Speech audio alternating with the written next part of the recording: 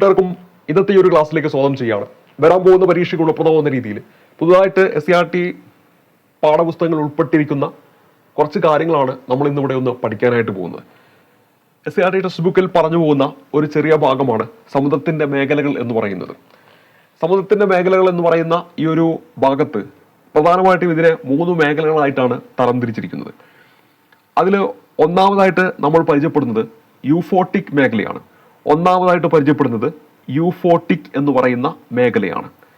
രണ്ടാമതായിട്ട് പരിചയപ്പെടാൻ പോകുന്നത് ഡിസ്ഫോട്ടിക് മേഖലയാണ്. രണ്ടാമതായിട്ട് നമ്മൾ പരിചയപ്പെടുന്നത് ഡിസ്ഫോട്ടിക് എന്ന മേഖലയാണ്, ഡിസ്ഫോട്ടിക്. മൂന്നാമതായിട്ട് നമ്മൾ പരിചയപ്പെടുന്നത് എഫോട്ടിക് എന്ന മേഖലയാണ്. മൂന്നാമതായിട്ട് പരിചയപ്പെടുന്നത് എഫോട്ടിക് എന്നാണ് മേഖല.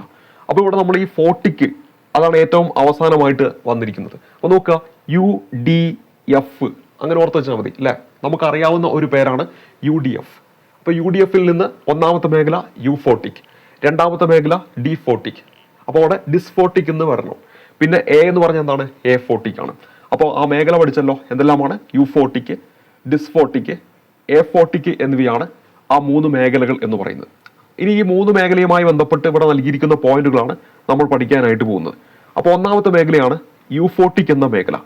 യൂഫോട്ടിക് എന്ന് പറയുന്ന മേഖല ഉപരിതലം മുതൽ, അതായത് സമുദ്രത്തിന്റെ ഉപരിതലം മുതൽ 200 മീറ്റർ വരെ ആഴത്തിൽ സൂര്യപ്രകാശം നന്നായി ലഭിക്കുന്നതും ധാരാളം ജീവികൾ കാണപ്പെടുന്നതുമായിട്ടുള്ള മേഖലയാണ് ഏതെന്ന് പറയുന്നത്?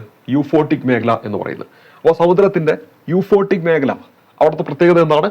ഉപരിതലം മുതൽ 200 മീറ്റർ വരെ ആഴത്തിൽ സൂര്യപ്രകാശം നന്നായി ലഭിക്കുന്നതും ധാരാളം ജീവികൾ കാണപ്പെടുന്നതുമായ മേഖലയാണ് യൂഫോട്ടിക് എന്ന് പറയുന്ന മേഖല. അപ്പോൾ സമുദ്രത്തിന്റെ മേഖലകളിൽ ഒന്നാമത്തെ മേഖല നമ്മൾ പരിചയപ്പെട്ടു, യൂഫോട്ടിക് മേഖലയാണ്. ഉപരിതലം മുതൽ 200 മീറ്റർ വരെ ആഴത്തിൽ സൂര്യപ്രകാശം നന്നായി ലഭിക്കുന്നതും ധാരാളം ജീവികൾ കാണപ്പെടുന്നതുമായിട്ടുള്ള മേഖലയാണ് യൂഫോട്ടിക് മേഖല എന്ന് പറയുന്നത്. ഇനി അടുത്ത മേഖല നമ്മൾ എന്താണ് പഠിച്ചത്? UDF. അപ്പൊ D ആണ്, ഡിസ്ഫോട്ടിക് എന്ന് പറയുന്ന മേഖലയാണ് നമ്മൾ ഇനി ചർച്ച ചെയ്യാനായിട്ട് പോകുന്നത്. അപ്പൊ ഡിസ്ഫോട്ടിക് മേഖലയിൽ എന്താണ് പ്രത്യേകത? നമ്മളിപ്പോൾ ഓൾറെഡി നമ്മൾ പറഞ്ഞു ഉപരിതലം മുതൽ 200 മീറ്റർ വരെയാണ് യൂഫോട്ടിക് മേഖല എന്ന് പറയുന്നത്. അപ്പൊ 200 മീറ്ററിന് താഴെ 1000 മീറ്റർ വരെ വ്യാപിച്ചു കിടക്കുന്ന മേഖലയാണ് ഡിസ്ഫോട്ടിക് എന്ന് പറയുന്ന മേഖല. അപ്പോൾ ഉപരിതലം മുതൽ 200 മീറ്റർ വരെ യൂഫോട്ടിക് മേഖലയാണ്. 200 മീറ്റർ മുതൽ 1000 മീറ്റർ വരെ വ്യാപിച്ചു കിടക്കുന്ന മേഖലയാണ് ഡിസ്ഫോട്ടിക് എന്ന് പറയുന്ന മേഖല. പ്രകാശ ലഭ്യത പരിമിതമാണെങ്കിലും സസ്യ കേന്ദ്രീകൃതമായ ജീവജാലികയാണ് ഈ മേഖലയിൽ കാണപ്പെടുന്നത്. പ്രകാശ ലഭ്യത പരിമിതമാണെങ്കിലും, ഇവിടുത്തെ പ്രകാശ ലഭ്യത എന്താണ്? പരിമിതമാണ്. എന്നാൽ സസ്യ കേന്ദ്രീകൃതമായ ജീവജാലികയാണ് എന്ത്? ഈ മേഖലയിലും കാണപ്പെടുന്നത്. അപ്പൊ നമ്മൾ ഇതിനു മുമ്പ് പഠിച്ചത് യൂഫോട്ടിക് എന്ന് പറയുന്ന മേഖലയാണ്. ഉപരിതലം മുതൽ 200 മീറ്റർ വരെ ആഴത്തിൽ സൂര്യപ്രകാശം നന്നായി ലഭിക്കുന്നതും ധാരാളം ജീവികൾ എന്താണ്? കാണപ്പെടുന്നതുമായിട്ടുള്ള മേഖലയാണ്. അതിന്റെ തൊട്ട് താഴെയായിട്ട് വരുന്ന മേഖലയാണ് ഡിസ്ഫോട്ടിക് എന്ന് പറയുന്ന മേഖല. 200 മീറ്ററിനും താഴെ 100 മീറ്റർ വരെ വ്യാപിച്ചു കിടക്കുന്നതാണ് ഡിസ്ഫോട്ടിക് മേഖല. അവിടുത്തെ പ്രത്യേകത പ്രകാശ ലഭ്യത പരിമിതമാണ്. എന്നാൽ പോലും സസ്യ കേന്ദ്രീകൃതമായ ജീവജാലികയാണ് ഈ മേഖലയിൽ എന്ത് ചെയ്യുന്നത്? കാണപ്പെടുന്നത്. Web of life. ഇനി അടുത്ത മൂന്നാമത്തെ മേഖലയിലേക്ക് വരികയാണ്. മൂന്നാമത്തെ മേഖല എന്താണ്? UDF-ലെ F ആണ്. F എന്ന് പറയുമ്പോൾ എന്താണ്? എഫോട്ടിക് എന്ന് പറയുന്ന മേഖലയാണ്. അപ്പോൾ UDF-ലെ U എന്താണ്? യൂഫോട്ടിക് ആണ്. D എന്താണ്? ഡിസ്ഫോട്ടിക് ആണ്. അടുത്ത മേഖല പഠിക്കുന്നു എഫോട്ടിക്. അപ്പോൾ ഇവിടെ നോക്കാം, 1000 മീറ്ററിന് താഴെ സൂര്യപ്രകാശം വളരെ കുറവായതിനാൽ പ്രകാശ സംശ്ലേഷണം നടക്കാത്ത മേഖലയാണ്. അപ്പോൾ നമ്മൾ പഠിച്ചു ഉപരിതലം മുതൽ 200 മീറ്റർ വരെയാണ് യൂഫോട്ടിക് മേഖല, 200 മുതൽ 1000 മീറ്റർ വരെയാണ് ഡിസ്ഫോട്ടിക് മേഖല. അതിനുശേഷം വരുന്നതാണ് എന്ത്? എഫോട്ടിക് എന്ന് പറയുന്ന മേഖല. അപ്പൊ അവിടെ എന്തില്ല? സൂര്യപ്രകാശം വളരെ കുറവാണ്, പ്രകാശ സംശ്ലേഷണം നടക്കാത്ത മേഖലയാണ്.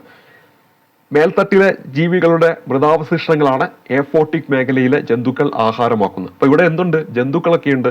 പക്ഷെ ഇവ ആഹാരമാക്കുന്നത് മേൽത്തട്ടിലെ ജീവികളുടെ മൃതാവശിഷ്ടങ്ങളാണ് എഫോട്ടിക് മേഖലയിലെ ജന്തുക്കൾ എന്താണ്? ആഹാരമാക്കുന്നത്. രാസസംശ്ലേഷണം നടത്തുന്ന ബാക്ടീരിയകളും പ്രകാശം ഉൽപ്പാദിപ്പിക്കാൻ കഴിയുന്ന ജീവികളും എന്താണ്? ഇവിടെയുണ്ട്. രാസസംശ്ലേഷണം നടത്തുന്ന ബാക്ടീരിയ, അതുപോലെ തന്നെ പ്രകാശം ഉൽപ്പാദിപ്പിക്കാൻ കഴിയുന്ന ജീവികളൊക്കെ എന്തുണ്ട്? ഈ പറയുന്ന എഫോട്ടിക് എന്ന് പറയുന്ന മേഖലയിലുണ്ട് എന്ന കാര്യം ഓർത്തിരിക്കുക. അപ്പോൾ നമ്മളിവിടെ പരിചയപ്പെട്ടത് സമുദ്രത്തിന്റെ മേഖലകൾ എന്ന് പറയുന്ന ആ ഒരു ടോപ്പിക്കാണ് നമ്മളിവിടെ ചർച്ച ചെയ്തത്. അപ്പോൾ അവിടെ നമ്മൾ UDF എന്ന് ഓർക്കുക, അതിനുശേഷം ഫോട്ടോ എടുക്കാമെന്ന് ഓർത്ത് വെച്ചാൽ മതി. അപ്പോൾ യൂഫോട്ടിക്, D എന്ന് പറയുമ്പോൾ ഡിസ്ഫോട്ടിക്, പിന്നെ F എന്ന് പറയുമ്പോൾ എന്താണ്? എഫോട്ടിക്. UDF-ലെ നമ്മൾ F എന്ന് പറയുന്ന ആ ഒരു മലയാള രീതിയിൽ ഓർത്ത് വെക്കുക, അല്ലാതെ F പോയിട്ട് എടുക്കരുത്. UDF UDF. മലയാളത്തിലാണ് ഞാൻ പറഞ്ഞത്. U എന്ന് പറഞ്ഞാൽ U40ക്ക്, D എന്ന് പറഞ്ഞാൽ DIS40ക്ക്, F എന്ന് പറയുമ്പോൾ F40ക്ക്. അങ്ങനെ നിങ്ങളുടെ മനസ്സിലേക്ക് കടന്നു വരണം. ഒരു വട്ടം ഇങ്ങനെ പഠിച്ചു വെച്ച് കഴിഞ്ഞാൽ തീർച്ചയായിട്ടും നിങ്ങൾക്ക് അതിൻ്റെ ആ ഒരു പരീക്ഷാളി ചെല്ലുമ്പോൾ കിട്ടും. അപ്പോൾ ഇനി എന്താണെന്ന് മനസ്സിലാക്കണം അല്ലേ. അപ്പോൾ ആദ്യത്തെ ഉപരിതലം മുതൽ 200 മീറ്റർ വരെയാണ് എന്ത് U40ക്ക്. രണ്ടാമത്തത് 200 മുതൽ 1000 മീറ്റർ വരെയാണ് എന്ത് DIS40ക്ക്. അതിനുശേഷം 1000 മുതൽ അങ്ങോട്ടാണ് എന്ത് A40ക്ക്. ഇനി അവിടുത്തെ പ്രത്യേകത പഠിക്കേണ്ട സൂര്യപ്രകാശം നന്നായി ലഭിക്കുന്നതാണ് U40ക്ക്. ധാരാളം ജീവികൾ കാണപ്പെടുന്നതുമായിട്ടുള്ള മേഖലയാണ് U40ക്ക്. തൊട്ടടുത്ത് വരുമ്പോഴോ പ്രകാശ ലഭ്യത പരിമിതമാണെങ്കിലും സസ്യകേന്ദ്രികമായ ജീവജാലികയാണ് ഈ മേഖലയിൽ കാണപ്പെടുന്നത്.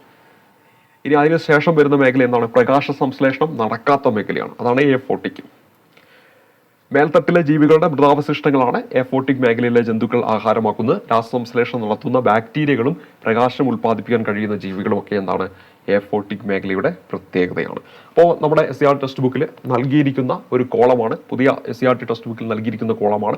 തീർച്ചയായിട്ടും വരാൻ പോകുന്ന പരീക്ഷയിൽ ഇതൊരു റാങ്ക് മേക്കിംഗ് ആയിട്ട്, കാരണം ഇത് നോക്കാതെ പോകുന്നവരും ഉണ്ടായിരിക്കും, അപ്പോൾ അവർക്ക് മുന്നിൽ ഇതൊരു റാങ്ക് മേക്കിംഗ് ചോദ്യമായിരിക്കും. അപ്പോൾ നമ്മളിത് നോക്കിക്കഴിഞ്ഞു. തീർച്ചയായിട്ടും നിങ്ങൾ ഇത് നോക്കിക്കഴിഞ്ഞ സ്ഥിതിക്ക് എന്താണ് നിങ്ങൾക്ക് മുന്നിൽ ഇതൊരു മാർക്കായിട്ട് വരുന്ന ഒരു ടോപ്പിക്കും ആയിരിക്കും. അപ്പോൾ അടുത്തൊരു ക്ലാസ് നമുക്ക് ഇത്തരത്തിലുള്ള ക്യാപ്സ്യൂൾ രൂപത്തിലുള്ള കാര്യങ്ങളായിട്ട് കണ്ടുമുട്ടാം. ഒപ്പം നമ്മൾ പ്രീവിയസ് ക്വസ്റ്റ്യൻ പേപ്പറിൻ്റെ പ്രീവിയസ് ആയിട്ട് ചോദിച്ചിരിക്കുന്ന ചോദ്യങ്ങൾ, അതിൻ്റെ ഫൈനൽ ആൻസർ പ്രകാരം ഉത്തരങ്ങളൊക്കെ ചെയ്യുന്നുണ്ട്. അതും നിങ്ങൾക്ക് ഞങ്ങളുടെ യൂട്യൂബ് ചാനലിലൂടെ കാണാവുന്നതാണ്. അപ്പോൾ അടുത്ത ക്ലാസ് കാണുമ്പോഴേക്കും നന്ദി, നമസ്കാരം.